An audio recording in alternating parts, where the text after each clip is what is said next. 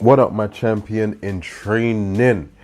It's Reemus here, and we're on fire and fighting, so let's get straight into it. The topic of today's video is easing back into training after an injury. Now, the reason why I'm making this video is because, of course, it's relevant to me. Last year, all the way back in January, I injured my chest.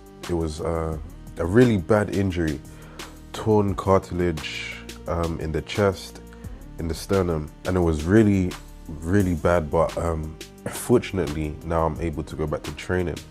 Fun fact, the reason why I actually started the other YouTube channel, Reemus Boxing, was actually because I got injured, but I still wanted to stay active and still wanted to learn. So now that I've actually started to train again, I thought it might actually be relevant for other people coming back from injury. So since my injury was really bad, like really bad, I could hardly move my upper body at some points. I had to start off really light. So what I done, I went to run for literally a minute, and after that I could feel the burning sensation in my chest. But the point was just to do it. You see, when you're coming back from an injury, the easiest thing to do is to have, it's like almost like mental trauma around the area. So any little twinge or any little pain, it kind of sets off an alarm in your head. But what you need to do is you need to give your mind proof that, no, it's okay, we're all right, we can do a bit. And the best way to do that is by action. Even if you can't actually do much, it's still better to do something. So for example, if you've got a bad knee injury and you can't run, if you can walk, you should actually dedicate 10 minutes, 20 minutes, or whatever it is to actually getting just a little walk done, because eventually it's going to tell your mind we're still doing this. Eventually you're going to start maybe walking a bit more intensely, and then it's going to turn into jogging and then running, and then before you know it, you're back. The real problem I had was that because it was so bad, I started to really think the injury kind of was more mental than actually physical, because I thought to myself, why is it that I can't just come back now? It's been a year, so what's the difference between now and in 2 months? Like, what really is the difference? So what I think it comes down to is, I think a lot of it is mental, and you need to be wary of that when you're coming back into training. So when you actually do start training again, one thing you need to make sure you do is not let your fiery ambition take over you. Just take your time. You see, if you get back into it too quickly, of course, you're gonna aggravate the injury. So how do you actually get the balance between training hard, but also not aggravating the injury? What you do, I've spoken about this in the other video, the 3 modes of, the 3 levels of training that you can do: intensity, frequency, and duration. By far the most logical thing to do is train often, depending on what injury it is, and with low intensity.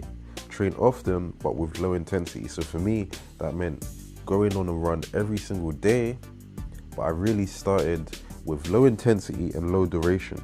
So I started 1 minute, 2 minute, literally just 1 minute, 2 minute, 3 minute, 4 minute, 5 minute. Eventually I worked my way back up to 10 minutes, which is actually around the case now. And then I'm going to go for 11 minutes, then 12 minutes, then 13 minutes, then 14 minutes, and before you know it, I'm at half an hour and an hour. Now, the reason why it's important to go slow but consistent is because when you actually get back up to the level you was at before, you don't want to have tired yourself out in the process doing it.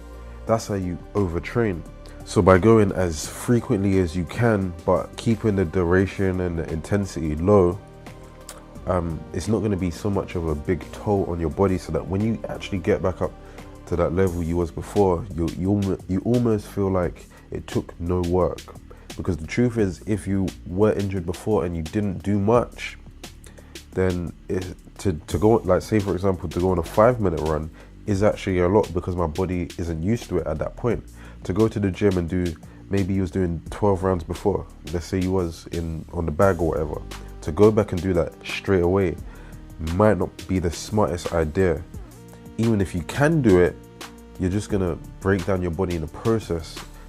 And it's much better to just start with 2 rounds, 3 rounds, slowly work your way back up, because when you actually get back up to that point, your body is just still as good as new. So yeah, your mission, if you're injured or coming back or easing into training, is to be consistent, high frequency, but make sure it's low intensity and low duration. It's better, and one thing that I definitely learned, it's better just to be patient, listen to your body, actually listen to your body rather than listening to your mind or trying to be overly ambitious. Because in the end, if you actually get injured like I did and you're out for a year, that's too long. That's too long. And I wish at that point I would have just stopped and maybe just taken a little 5-second break, 10-second break, maybe just ended the session that day, because then maybe I wouldn't have taken, you know, more than a year out, or I wouldn't have had to take a year out. So that's it from me. That's all I'm going to say today. I hope you liked the video, and I hope to see you in the next one. So that's Reemus signing out.